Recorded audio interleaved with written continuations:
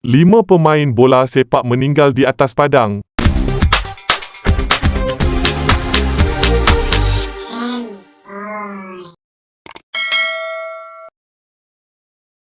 Insiden yang menimpa Christian Eriksen yang merupakan pemain tengah serta pemain berpengaruh pasukan kebangsaan Denmark dalam kejohanan Euro 2020 merupakan sesuatu yang sangat sukar untuk disaksikan. Dalam perlawanan Denmark menentang Finland pada 13 Jun 2021 beberapa minit sebelum berakhir separuh masa pertama, Eriksen sedang bersedia menerima balingan daripada rakannya itu rebah tiba-tiba sehingga memerlukan bantuan kecemasan. Dia akhirnya berjaya dipulihkan selepas menjalani rawatan selama beberapa puluh minit akibat kegagalan jantung lebih 6 minit. Eriksen bernasib baik namun kejadian hampir sama sebenarnya telah pun menyebabkan ramai pemain bola sepak mengalami nasib buruk terkorban atas padang. Mari kita kenali 5 pemain bola sepak meninggal di atas padang. Nombor 5, Miklos Feher, walaupun berasal dari Hungary. Miklos Feher banyak memperkembangkan karya bola sepak di negara angkatnya Portugal selepas kelab gergasi Porto mengambilnya sebagai pemain muda. Gagal memecah masuk ke kesebelasan utama Porto, Feher dipinjamkan ke kelab Braga di mana dia mempamerkan aksi cemerlang menjaringkan 14 gol dalam 26 perlawanan. Seiring dengan peranannya dalam pasukan kebangsaan Hungary yang semakin berkembang, semasa bermain bersama kelab Benfica dalam satu perlawanan menentang Vitória de Guimarães, Benfica mendahului 1-0 ketika tiba masa kecederaan.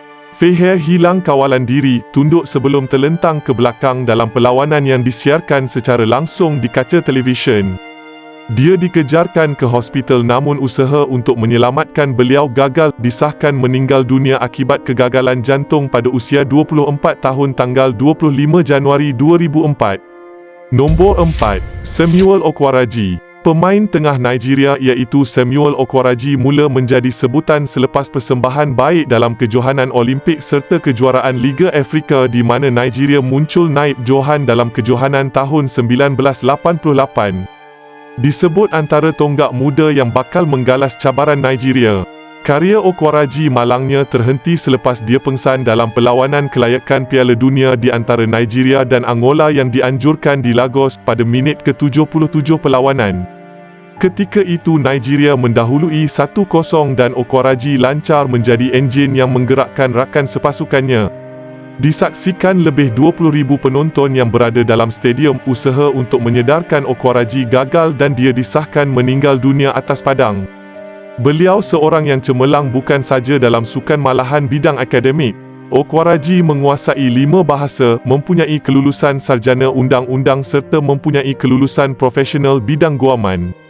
Punca kematiannya adalah disebabkan saiz jantungnya yang abnormal lebih besar berbanding biasa yang mengakibatkan tekanan darahnya meningkat tinggi semasa beraksi, meninggikan risikonya berbanding pemain-pemain lain. Nombor 3, Cheick Tiote. Bagi peminat Liga Perdana Inggeris, nama Cheick Tiote mungkin kerap anda dengari dahulu semasa beliau beraksi bersama Newcastle United selama 6 musim sebagai pemain tengah kelab itu.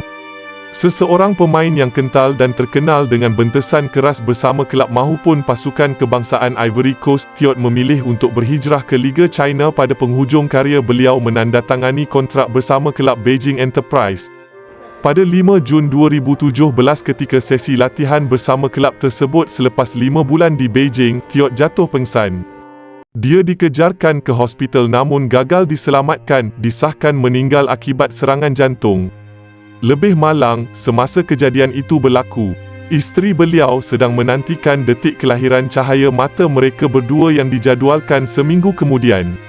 Nama beliau mungkin tidak segah pemain lain, namun tindakan Tiote memboikot jersey kelabnya sendiri yang memaparkan syarikat perjudian ekoran bercanggah dengan prinsip agama Islam menjadi antara peristiwa yang tidak dilupakan dalam sejarah konflik kelab dan pemain dalam Liga Perdana Inggeris. Nombor 2, Ali Bakar. Jika anda peminat lama pasukan kebangsaan Malaysia, anda pasti mengenali adik-beradik Ali dan Isa Bakar. Kedua-duanya merupakan antara nama anak tempatan terkenal dan handle bukan pemain import, bukan pemain naturalisasi yang pernah menyarung jersey kebanggaan negara kita. Ali Bakar, anak kelahiran Pulau Pinang sebelum kemerdekaan negara, merupakan salah seorang tonggak utama pasukan Pulau Pinang ketika zaman 70-an serta menjadi antara pemain kebangsaan yang layak ke kejohanan bola sepak sukan Olimpik 1972 di Jerman, menewaskan Jepun, Korea Selatan, Taiwan dan Filipina dalam pusingan kelayakan. Dalam satu perlawanan amal antara veteran Malaysia menentang veteran Singapura di Stadium Nasional Singapura, Allahyarham Ali mengalami serangan jantung semasa beraksi pada usia 56 tahun. Dia disahkan meninggal dunia di atas padang. Nombor 1. Mark Vivian Foe. Di antara kebanyakan kes kematian di atas padang, tragedi yang menimpa pemain yang tidak kedekut dengan senyuman ini memberikan impak terbesar dalam sejarah bola sepak.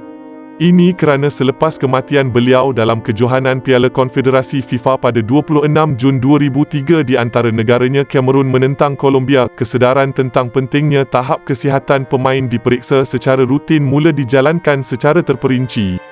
Selain itu, pemain bola sepak juga mula menyedari kepentingan untuk mereka mampu mengenal pasti situasi kecemasan sekiranya berlaku insiden buruk di atas padang. Pemain mula diajar ilmu kecemasan berkenaan teknik CPR dan apa yang perlu dilakukan seandainya ada di kalangan pemain mengalami kegagalan jantung. FIFA sendiri selepas kematian Foe di atas padang telah mula meletakkan pasukan petugas khas lengkap dengan alat defibrillator di tepi padang dalam setiap kejohanan, bagi memastikan insiden sama tidak berulang. Sehingga kini nombor jersey 23 yang dipakainya semasa dia berkhidmat dengan kelab Manchester City terus dibiarkan kosong.